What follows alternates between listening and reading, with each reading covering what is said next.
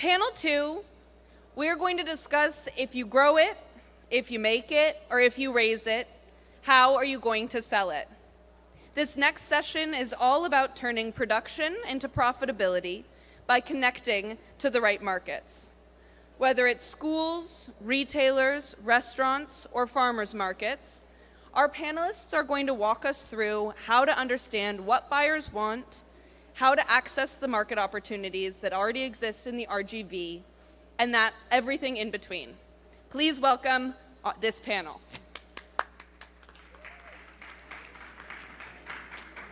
All right, is the mic on?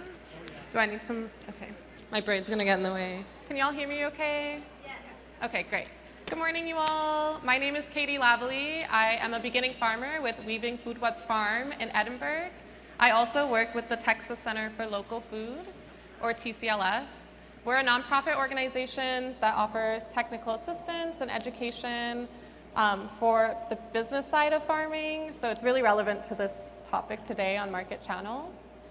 We offer technical assistance. Unfortunately, with the federal funding, our one-on-one and direct TA has been just shrunk to certain areas in Central and East Texas. But we have an online training platform that is available for everyone.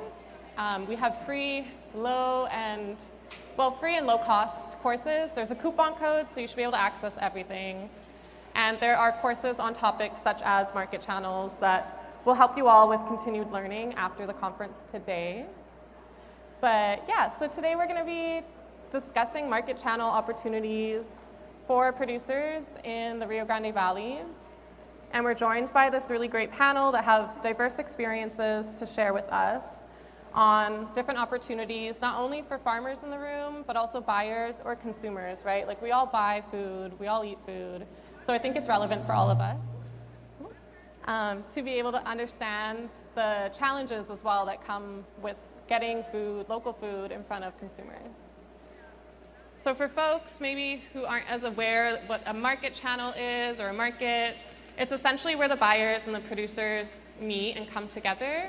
We have two buckets. There's direct to consumer.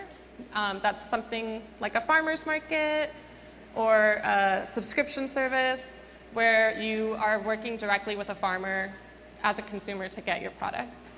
And then we have wholesale, and that's when there's a third party that is purchasing the product from the producer, and then they're going to be the ones introducing that to the consumers. So some examples would include institutional purchasing from schools or retailers. And there's also different scales of wholesale that will provide different opportunities for producers at different levels of their growing experience, but also growing scales as well. So today we're going to have about 30 minutes. We're going to provide 5 minutes for each panelist to kind of introduce themselves, their role in the food system, and then the challenges as well as opportunities. We're going to try and be really well-rounded here today, just to be able to understand different opportunities to buy and to sell produce. And then we'll open the floor for the last 15 minutes-ish to have questions from you all as well and make sure that this is an open dialogue for everyone. So I was gonna kind of get us started with Lori to be able to introduce herself, your role, and then the opportunities and challenges in the market that you work with. So I'm Lori Atwood Ramos. I'm the purchasing director at Region 1 Education Service Center. So we support our K-12 school systems. And right now, one of our biggest goals is getting local produce and beef into our schools. So some of the challenges with that have been distribution, because we have a lot of campuses that we have to get the food to, so that can be very challenging. Also, from the producer's side of it and the grower side of it, I understand when you're working with governmental entities, sometimes a challenge can be the paperwork, and that can be a little daunting. But Region 1 Education Service Center is here to assist with that. So we are a resource in helping you get beyond that paperwork, and hopefully that If there's a bidding process that's required, we're here to provide that support and to help you with that. Wonderful. Yeah, and you're alluding to some of the challenges or like regulations. Could you elaborate a little bit more for like potential producers to understand how to get their foot in the door to be able to sell? I think we all want to feed our next generation and the youth these sustainably grown and locally grown foods. So if you could just expand a little bit there. So one of the first steps with Region 1 Education Service Centers, we do operate a food service cooperative. And so what that is we have brought all of our school districts together as a buying group. So with Region 1 Education Service Center, we are able then to provide that support to the school districts. And then also as you as growers or producers, we're able to sit down with you and give you that support and becoming an approved vendor. I know there's a lot of regulations when it comes to working with school districts. We have United States Department of Ag regulations that our school districts have to follow, in addition to regulations from the Texas Department of Agriculture. And so yes, there is a lot of red tape and a lot of regulations, but we're very fortunate in that our staff is very well versed in that, and we can help everyone move past that. Right on. And it seems like there's a Region 1 presence here today. How can people continue to connect with you if they have questions and want to follow up about selling to y'all? So if you see a blue shirt like this one, our Region 1 staff is here. Feel free to reach out to any of us. Also, feel free to call us directly, through phone, email. My direct number, if you want to write it down, is 956-984-6123. So I'm happy to assist you guys. And any of us here today, again, in the blue shirt. And this just emphasizes the beauty of supporting local, right? Like you can get the direct line to a buyer right here. So thank you so much for sharing that. Awesome. And we can come back to institutional buying and everything too. We also are here with Shakira Regosa from Terra Preta and the Sentley Center. And I just think it would be great for you to elaborate on what you do. But from personal experience, Sentley Center has supported me in being able to sell also to to school systems. So maybe tying that piece in as well while you introduce yourself. Hello, my name is Shakira Regosa, and I'm also a producer myself. My farm is Edinburgh, in Edinburgh, Texas. It's Terra Preta Farm, and so we started farming here in the valley about 15 years ago, and we started going to farmers markets, and we've been able to slowly access different types of markets. So we did get our start at farmers markets. We also began selling to institutions through a community-supported agriculture program. And so we worked with a local hospital and doing a box of vegetables for them. And we also had the opportunity to work with school districts as well and some retail stores. So we began the nonprofit Sentley Center in 2020 amidst the pandemic when there was limited access to fresh food, and we saw that the farmers markets were closed and people didn't have a way to get their fresh local produce, and so they started reaching out to our farm and asking if we could open our doors and they could come and pick up.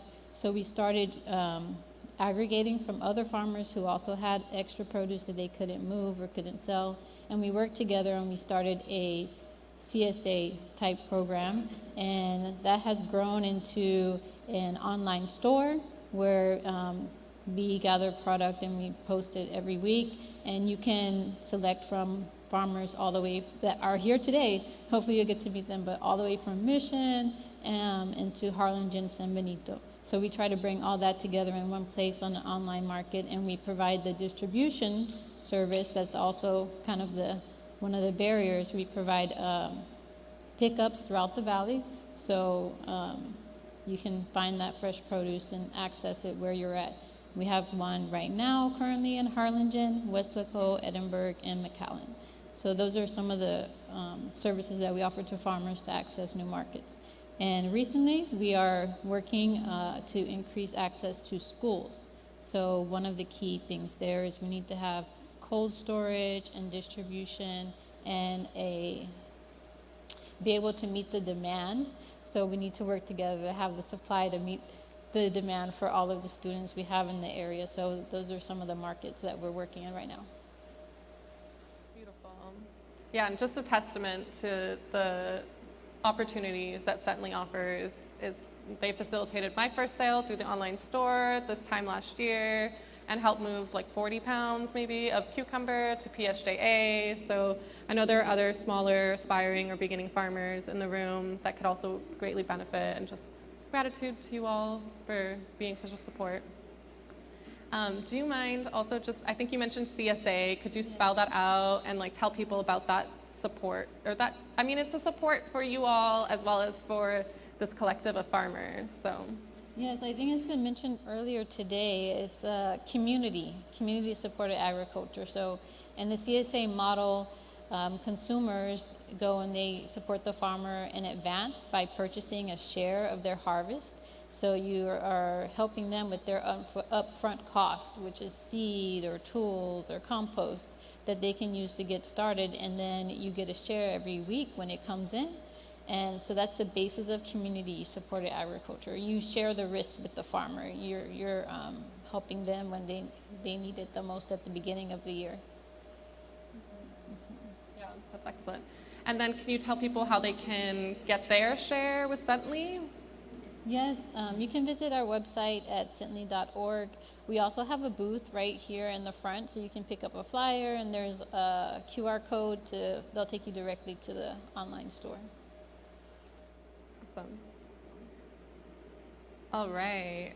Well, we'll move over to another direct-to-consumer market with farmers markets. And again, just tooting the horn of the McAllen Farmers Market, who has been a really reliable sales channel for me as a beginning farmer that honestly shows up irregularly, and they're very consistent and accommodating to that. So there's a lot of opportunity there, and I'll let JD expand on that.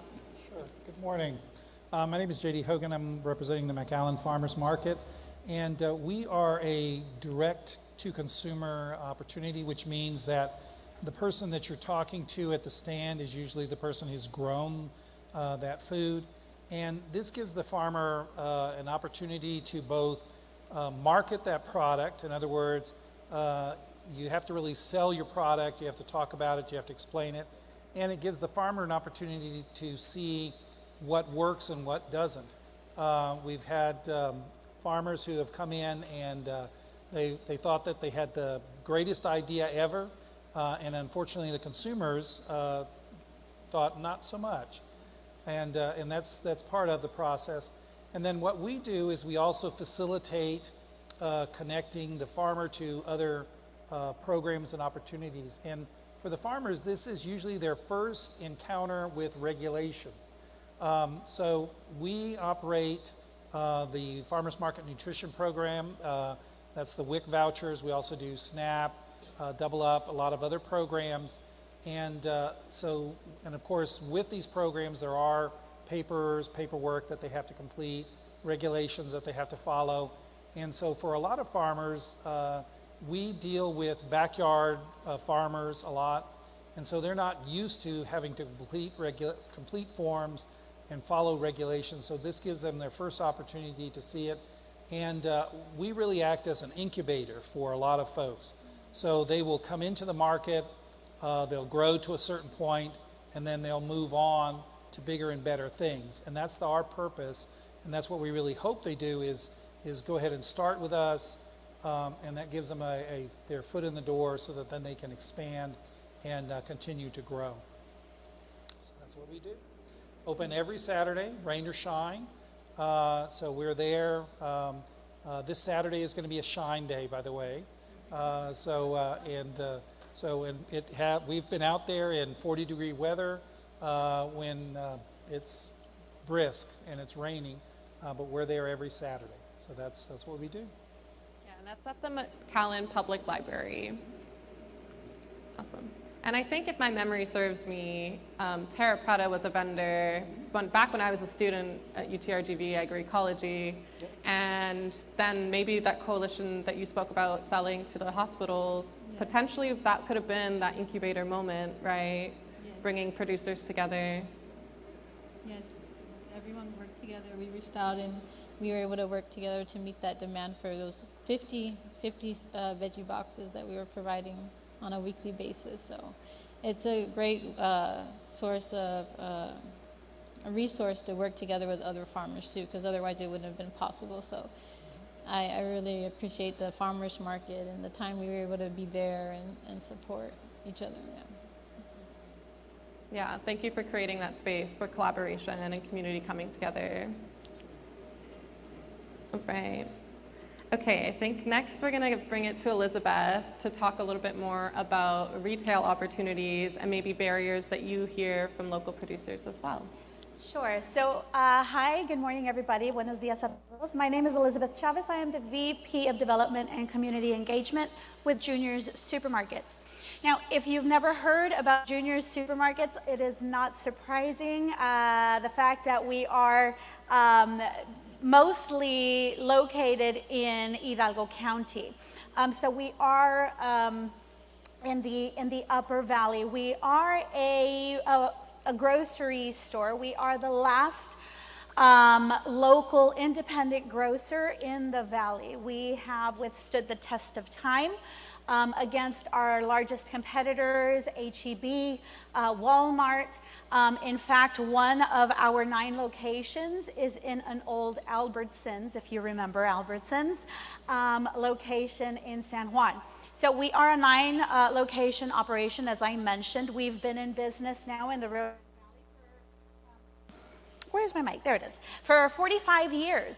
It started as a mom and pop shop with 2 employees. It's really, really fascinating because they started in an automotive mechanic shop selling barbacoa tacos on Saturdays and Sundays. And we are now at a, like I said, 9 location operation with over 500 employees. And so we are extremely blessed to be a part of the community in the Rio Grande Valley.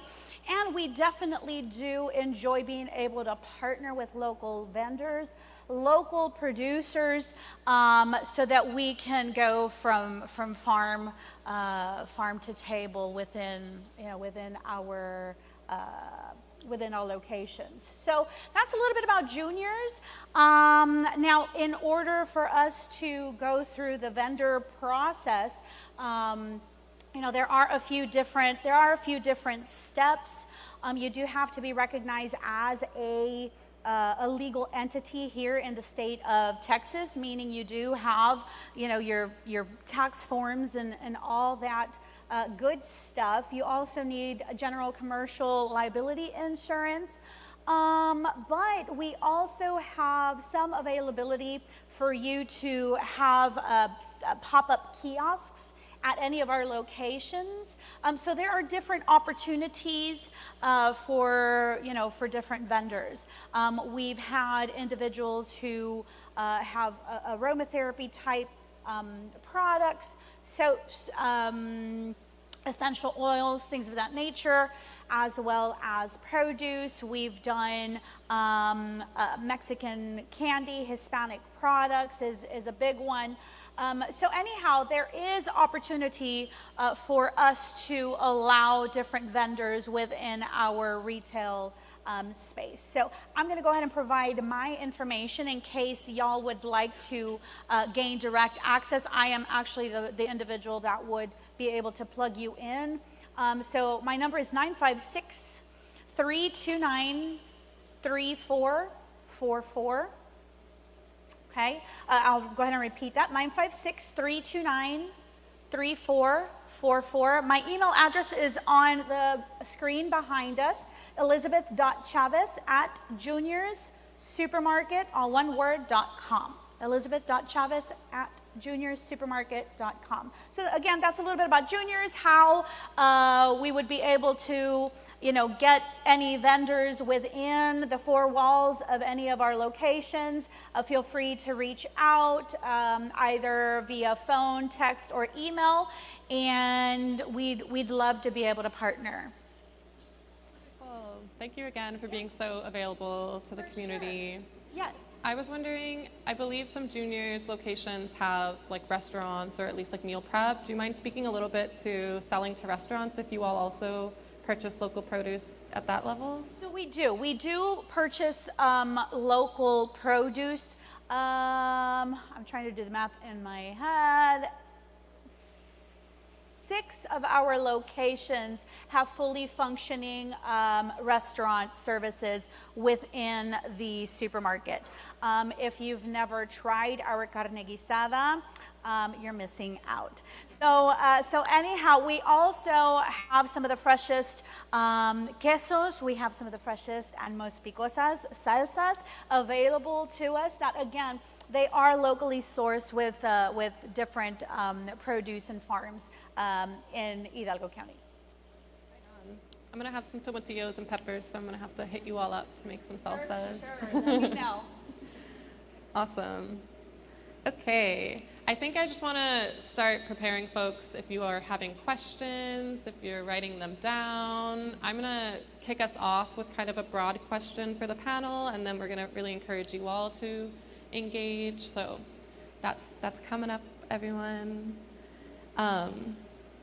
Yeah, I guess the question I have for you all is, as markets change, what skills or strategies do producers need to stay competitive and build those long-term and sustainable customer bases? So we have like the farmer perspective and then the customer perspective. I think we can really crack in that here and get to some groundbreaking solutions maybe. So I'm a talker, if you haven't already noticed.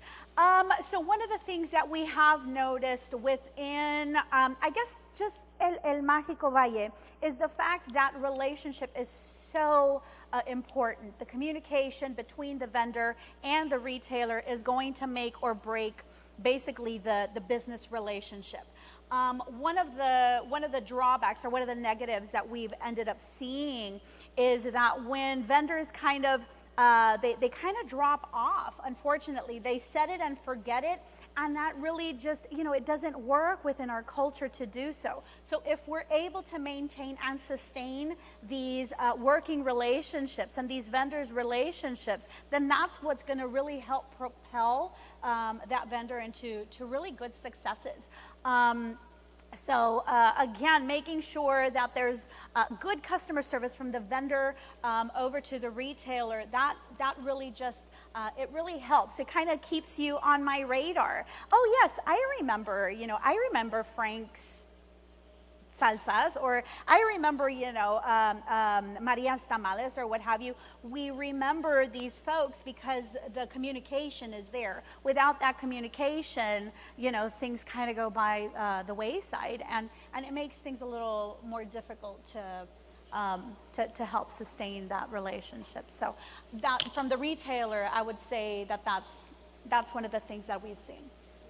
We like fresh food and we like fresh communication. Yes. Keep it fresh, everyone. Yes. All right. I'll go ahead and I'll jump in. From at the farmer's market, one of the things that people often have as a mistaken idea, and we see this from consumers who come in and are looking to buy at the farmer's market for the first time, is they think that it's more like a flea market, in that they'll go in and they'll be talking to the vendor and they'll think that they can, say, okay, I want to buy this, and can I go ahead and go down on the price, or how do I know? And there'll be kind of that back and forth. And so one of the things that I try to tell folks and try to educate consumers and the farmers about is that the reason why people go to the farmer's market is because of that connection. And this starts with the farmer talking to the person, connecting with the person. So when that consumer is talking to the farmer, the person who actually grew the vegetable, they can ask them questions about it, and a lot of times people will come to the market table and they'll say, how do you know that the person actually grew these vegetables? How do you know that they actually grew them? And my answer to them is always, look at the fruits or vegetables that you're buying. Look at the fruits and vegetables that you're buying, and a lot of times they are ugly. They're not pretty. They're the two-headed carrots. They're the cabbage that has little, has been eaten by a worm or something along those lines. And I'll tell them, if that was sold at a retail store, they wouldn't accept it because people have a different standard when they're looking at retail stores. They want their vegetables to be pretty. They want them to be, it's got to look shiny and nice, and it's got to be just perfect. Whereas at the farmer's market, people are willing to and accept vegetables that are not so pretty. And the reason why is because they recognize that the person grew it, they can ask them, but that does mean that the farmer needs to sell the product. They have to be willing to answer, they have to make the connection to the consumer, just like you do when the vendor is selling to the retailer. It's the same connection that the vendor has to make to the ultimate consumer, which is the person buying their fruits and vegetables. It's always interesting, and I'll go ahead and I'll close here. We have a couple of our vendors at the farmer's market. They'll have a long line of people, and then there's another vendor just over a little bit further down that has a very, very short line. They're both selling cucumbers. They're both selling similar items. And I always say the reason why is because the person who has the longer line is more personable, connects to the person. They do a better job of selling. They're talkative. The person who has the shorter line, they're not warm and fuzzy. They're to the point. And so it's the same thing that you do for the retailer. It's the same thing that happens with the consumer. So that connection is very, very important. Very important. Yeah, beautiful. Well, from my experience, also being able to change with the trends or what's happening. And, there's been different trends in the market. And sometimes you have a favorite vegetable that you want to grow, but it's out of season. Like kale used to be the coolest thing a couple years ago, and now everyone's like, oh, okay, now it's just kale. And then there's cauliflower, and there's cauliflower rice. So you have to learn how to grow what the market is looking for and don't get stuck in one product. And also diversify. Don't just grow one item, grow several different items so that you can be able to still make a profit if there's one item that's not selling well. So just being flexible also, you can be able to manage things as they change and, befriend technology and accept different types of payment. We're beyond just cash now, and we're teaching farmers to start with Cash App or some of these other different types of systems to accept payments. And that's helped a lot of farmers too to increase access to markets. Very true. All right, Lori, you want to wrap us up? And when you're working with school districts, I know, again, a lot of students, and it's great to introduce new and different items to them. We want them to try new things, but when it comes to planning meals for thousands of students, a lot of times the dietitians at the school districts, they revert to cycle menus. And so having those items that they know the kids will eat also is very important. Like I said, we do definitely want to introduce them to new and different things, but also making sure that we're providing them with different fruits and vegetables and things that they will actually eat. So also connecting with the school districts to find out what their student population likes and will eat. And maybe even too, what things are they making from scratch? There's a big push right now to do more scratch cooking in schools, which is great. So connecting with them to find out too, what ingredients, what items can we maybe help supply and support your school food service operations. We also work with Verdant Exchange, and I know they have a booth out there. So even if you have a small production, that's okay. We can aggregate that together and bring that in through the school systems with someone like Verdant Exchange. And they really have been instrumental in helping do that, connecting the schools with the smaller local farmers. Yeah, and I actually wrote this down just to put into scale like how much potential there is if we can facilitate local sales to schools.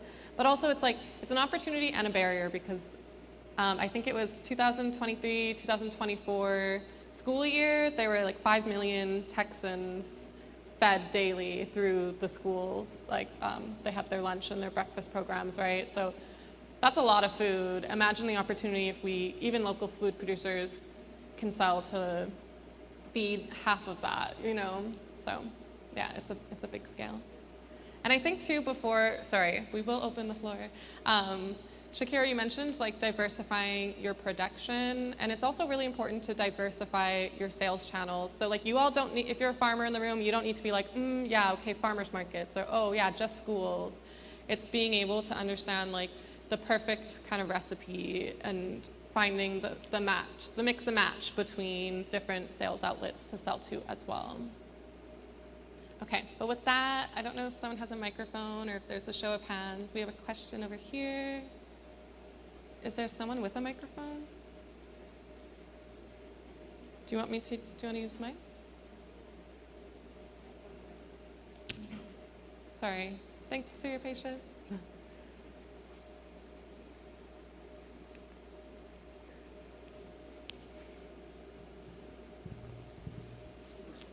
Thank you, Bella. The question is to Laurie. You're talking about the school district, because I talked to one of the purchasing program, and then now they said, hey, the funding is up in the air for LFS. So they asked me to grow 5 crops. So now I'm worried that I'm growing for the big compost pile.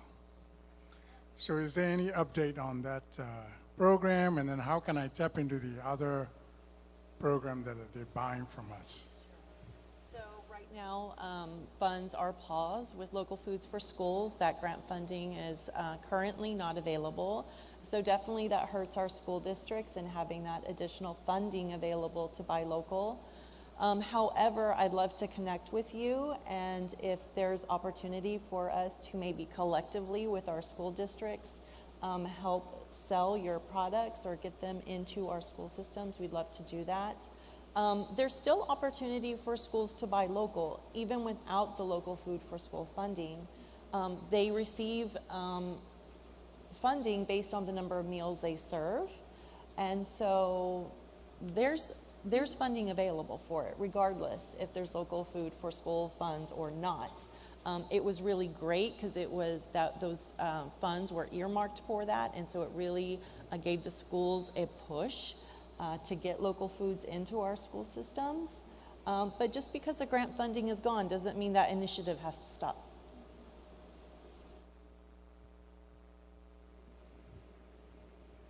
All right, any other questions, you all? We got one up here, Bella.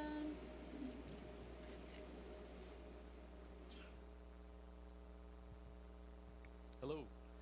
So my question is more so along, I guess it's great that we have this panel of different perspectives that are all along the same sort of challenges that we kind of all face as producers, but my question more so is, I guess, kind of figuring out where you guys have found that these challenges kind of come up as like you guys work more with distribution, and then we have Mr. Regosa that's a farmer.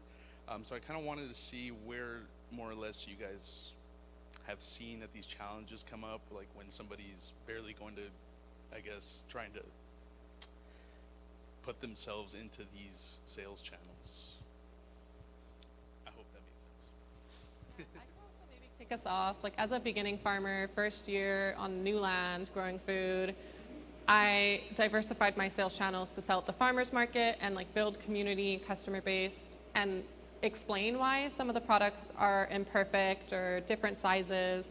And then on the other hand, although it was like really great opportunity to sell and aggregate with Cently, there were certainly some products where Shakira's like, you know what, this isn't like to the quality for a institutional wholesale buyer. So that went to the juicer or to the chickens, right? So I think that that's like one example of like, sometimes you're not going to have the most beautiful crops. That goes to a different sales channel. That might be a value-added product, or maybe that's a customer that's going to help you process that, like juniors in salsa.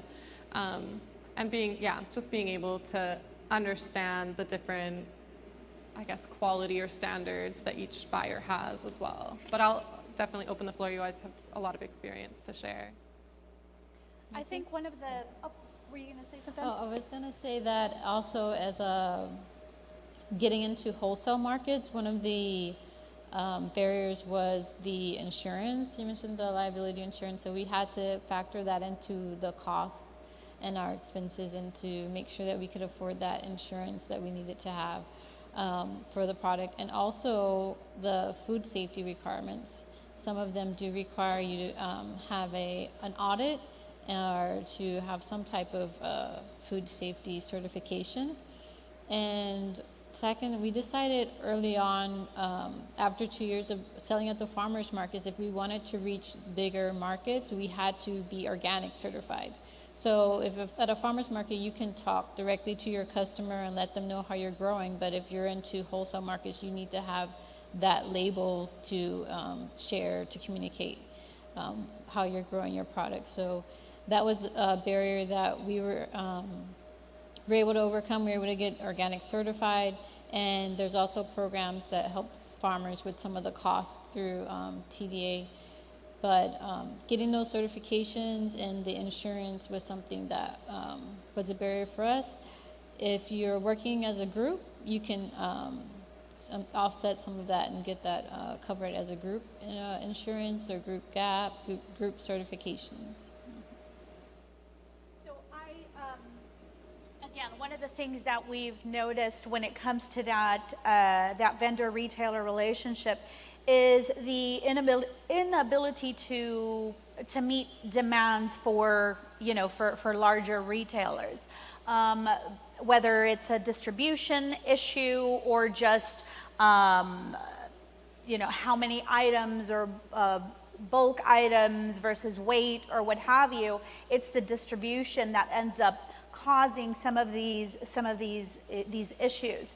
And so not only is it the connection that I was alluding to a while ago, but again, when it comes to that distribution and that process, that's where some of these hiccups happen, and it causes these breaks in that retail vendor relationship. It's rather unfortunate, because again, we want to get local products in, but inevitably, sometimes the demand is either too much, and it puts this unnecessary or undue hardship, when it comes to the distribution. So if there's any way that we can help kind of bridge that gap, we want to be able to help.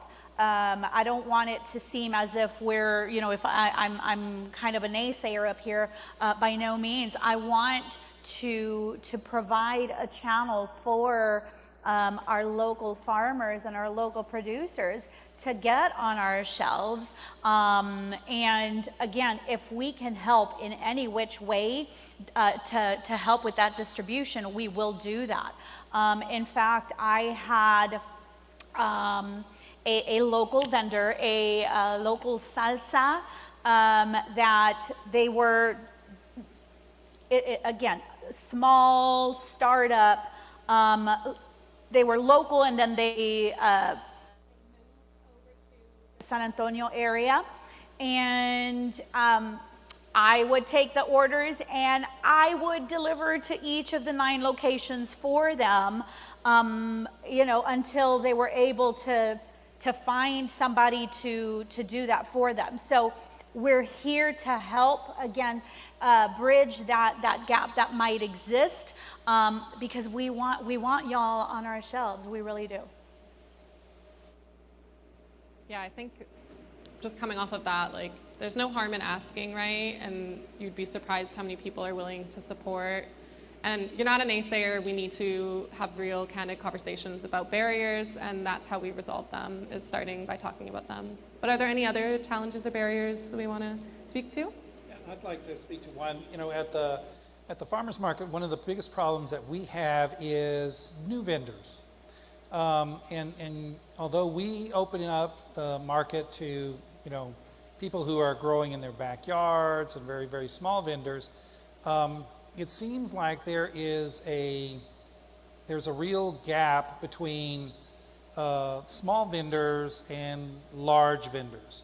And when I'm talking about large vendors, I'm talking about people who have, you know, hundreds of acres. But it seems as if there is not an intermediate step, and I'm not sure why. I think it could be, as Diane Padilla had talked about, is the financing in order to go from that small step, that backyard garden, up to that next step, but that there's a big gulf. And so what happens is, if you have a small producer, they're able to go ahead and they can make it to the market, no problem, but they don't have enough product or diversity in their product line to be able to continue, and so they kind of stumble at that point.